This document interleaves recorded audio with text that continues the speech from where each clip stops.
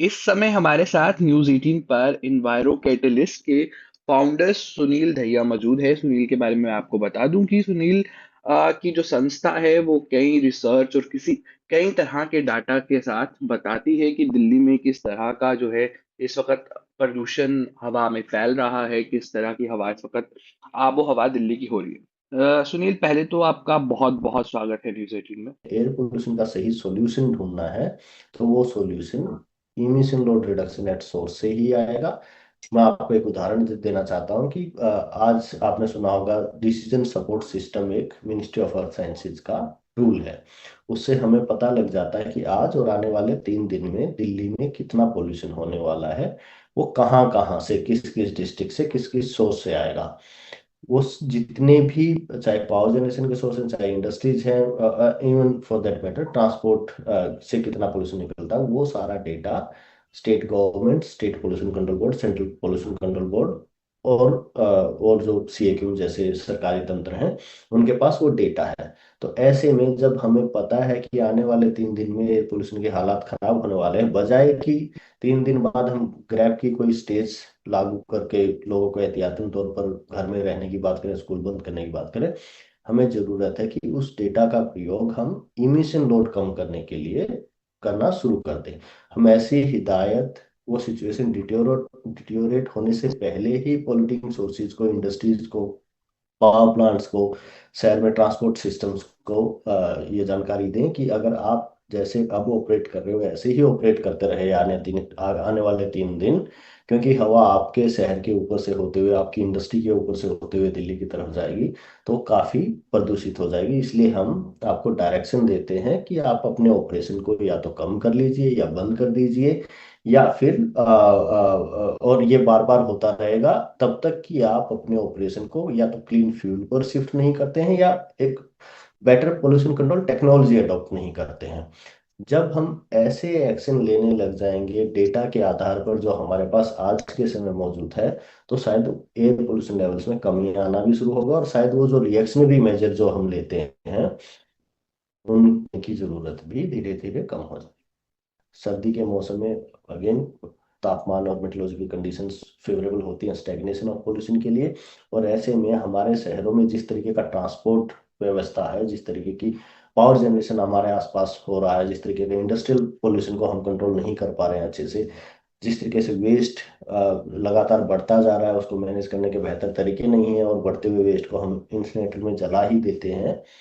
और उसके साथ साथ दिल्ली और आसपास के सारे शहरों में कंस्ट्रक्शन सेक्टर जिस तरीके से बूम हो रहा है ये सारी चीजें मिलकर पॉल्यूशन इमिशंस पिछले 10 साल से बार बार ये कहा गया है कि अगर पोल्यूशन को कम करना है तो इन सारे सेक्टर्स से साल भर हमें पोल्यूशन के इमिशन लोड को कम करना होगा। अदरवाइज जैसा अब तक होता आया है कि हम सर्दी के मौसम में पोल्यूशन की बात करते हैं फायर क्रैकर और दिवाली के आसपास उसकी काफ़ी बातें होती हैं स्टबल बर्निंग के आसपास काफ़ी बातें होती हैं। और उन सब के पीछे ये कंसिस्टेंट सोर्सेज ऑफ पोल्यूशन जो हैं जो एडमिनिस्ट्रेटिव फेलियर को दिखाता है जो industrial pollution control failure failure को दिखाता है जो हमारे अर्बन वेस्ट मैनेजमेंट के फेलियर को दिखाता है वो सब छुप जाते हैं। और यही सारे सेक्टर वो हैं जहाँ पर हम थोड़ा सा इंटरवेंशन करके काफ़ी जल्दी एयर पोल्यूशन लेवल्स में कमी ला सकते हैं। क्योंकि अगर हम पटाखे जलाने और फार्मर्स क्रिस्टबल बर्निंग को कम करने के लिए या फिर इंडिविजुअल कार ओनरशिप और यूसेज को कम करने के लिए कैंपेन चलाते रहेंगे उसकी बातें करते रहेंगी रहेंगे तो उसमें कई साल हमें शायद लग जाएंगे क्योंकि वो माइंडसेट चेंज कैंपेन है वो होना चाहिए। लेकिन उसके साथ साथ एक पावर प्लांट से पोल्यूशन कम करना काफी इजी है एक टेक्नोलॉजिकल इंटरवेंशन है थोड़ा सा कॉस्ट है उसका। और ऐसे ही शहरों में बसों की संख्या बढ़ाना साइकिलिंग और वॉकिंग वेज बनाना ये सारी चीजें बहुत जल्दी की जा सकती हैं और इनसे लोगों का एटीट्यूड भी बदला जा सकता है। तो इसलिए जरूरत है कि हम जब पटाखों की बात कर रहे हैं जब स्टबल बर्निंग की बात कर रहे हैं करें उनकी बात क्योंकि वो काफी हैजार्डस बना देते हैं पोल्यूशन लेवल्स को इस समय के आसपास। लेकिन उसके साथ साथ जो पूरे साल भर पोल्यूशन के सोर्सेज होते हैं उनको हमें नहीं भूलना चाहिए। और एक ऐसी कवायद एक ऐसी कोशिश हो चाहिए हमारी कि जो भी एक्शन हम लेते हैं उनको इस तरीके से मेजर किया जाए कि दिल्ली के अंदर या दिल्ली के बाहर किसी भी ज्योग्राफी से कितना इमिशन आज के समय आ रहा है वो असेसमेंट करना काफ़ी इजी है, वो हो चुका है, हमारे पास वो डेटा और वो टेक्नोलॉजी अवेलेबल है। और उसको आने वाले 3 साल में हम किस तरीके से आज के लेवल से कम करेंगे। अगर आज के ही लेवल पर या इससे ज़्यादा हम इमिट करते रहे अलग अलग सेक्टर से, अलग अलग ज्योग्राफी से, तो एयर पोल्यूशन की समस्या का समाधान शायद हम नहीं कर पाएंगे।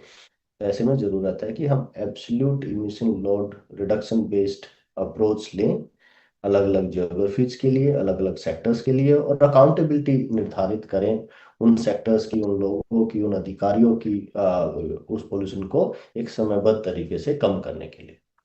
हमारे पास अगर ये सब चीजें हैं, तो आपके हिसाब से सरकार को या फिर गवर्नमेंट को या फिर ब्यूरोक्रेसी को कहाँ पे मुश्किल आ रही है? दिल्ली एनसीआर में पोल्यूशन कम क्यों नहीं कर पा रहे हो? देखिए, वायु प्रदूषण एक थोड़ा सा कॉम्प्लेक्स मामला है, और इसको अगर हमें कम करना है, तो हमें so called some notions of development जो है हमारे, उनको अलग तरीके से समझने की जरूरत है। फॉर एग्जांपल, अगर ट्रांसपोर्ट सेक्टर, हमें पता है कि बहुत ज्यादा पोल्यूशन वहां से निकलता है, उसको बदलने के लिए हमें निजी परिवहन को कम करना होगा, डीजल और पेट्रोल कंजम्पशन को कम करना होगा, पब्लिक ट्रांसपोर्टेशन बढ़ाना होगा। जैसे ही उसके ऊपर कदम उठाया जाता है, तो जो ऑटोमोबाइल इंडस्ट्री है, जो ऑयल इंडस्ट्री है, उनके हित के विपरीत ये काम होता है। और उनका हित, सिर्फ उनका हित नहीं है, ऑब्वियसली उससे रेवेन्यू जनरेशन होता है, हमारे स्टेट का, सिटी का जीडीपी बढ़ता है। अब उसको कंपनसेट करने के लिए अगर हम प्राइवेट व्हीकल कम कर रहे हैं और पब्लिक ट्रांसपोर्टेशन ला रहे हैं, तो शायद व्हीकल सेल थोड़ी कम हो जाएगी, उसके रजिस्ट्रेशन से जो पैसा आता है वो थोड़ा कम हो जाएगा। लेकिन उसके साथ साथ अगर लोगों के लिए सेफ पैदल चलने के, साइकिल चलाने के रास्ते बना दिए जाए, मार्केट्स को ज्यादा एक्सेसिबल और वॉकेबल बना दिया जाए, तो वहां पर अर्निंग्स बढ़ी है। दूसरे देशों में भी हमने देखा, हमारे देश में भी एग्जाम्पल ऐसे देखे। तो ये समझ पाना कि changing from one mode of transport to other mode of transport, or one mode of development to other mode of development, doesn't necessarily impact, हमारे इकोनॉमी पे उसका बहुत ज्यादा इम्पैक्ट नहीं होगा, वो समझ पाना अभी नहीं बन पाया है हमारे सरकारी तंत्र में। थोड़ा सा इनर्जिया है कि पुराने तरीके ही सही तरीके हैं। फॉर एग्जाम्पल, बिजली हम रिन्यूएबल एनर्जी से भी जनरेट कर सकते हैं, बैटरी लगा करके रात को भी सोलर एनर्जी को हम यूज कर सकते हैं। लेकिन आज भी हम कोयले से बनने वाली बिजली को बढ़ावा देते जा रहे हैं, वो इसलिए, सिर्फ इसलिए क्योंकि हमें इस पता कोयला काफी मात्रा में उपलब्ध है और वो हमें सस्ते में मिल जाता है। लेकिन अगर हम आंकड़े देखते हैं, तो रिन्यूएबल एनर्जी आज हमें कोयले से सस्ती मिल रही है, और बैटरी स्टोरेज के साथ भी लगभग कोयले के कंपेरेटिवली आ गई है। लेकिन क्योंकि वो एक इनर्सिया बना हुआ है, तो एक political strong and administrative strong decision नहीं लिया गया है अब तक। वो कुछ डर की वजह से कि अगर ये नई टेक्नोलॉजी है, ये नया रास्ता है, अगर इस पर कामयाब नहीं तो क्या होगा। और दूसरा कि इनर्सिया बना हुआ है। जबकि अब समय आ गया है, टेक्नोलॉजी उपलब्ध है, हमारे पास डेटा काफी उपलब्ध है, हमारे पास इकोनॉमिक रिसोर्सेज है उस रास्ते पर जाने के लिए। तो हमें एक decision, bold decision for future, हमारे एडमिनिस्ट्रेटर्स को, हमारे पॉलिटिकल लीडर्स को लेने की जरूरत है। और जिस दिन वो डिसीजन ले लिया जाएगा, हम अपने शहरों के अर्बनाइजेशन को, हमारे एनर्जी कैसे प्रोड्यूस करते हैं, वेस्ट को कैसे मैनेज करते हैं, सारे तरीके बदल जाएंगे। वो सारी अंडरस्टैंडिंग, टूल्स, टेक्नोलॉजी, डेटा सब कुछ उपलब्ध है। ये थी दिल्ली से गौहर फारूक की रिपोर्ट न्यूज़ 18 के लिए।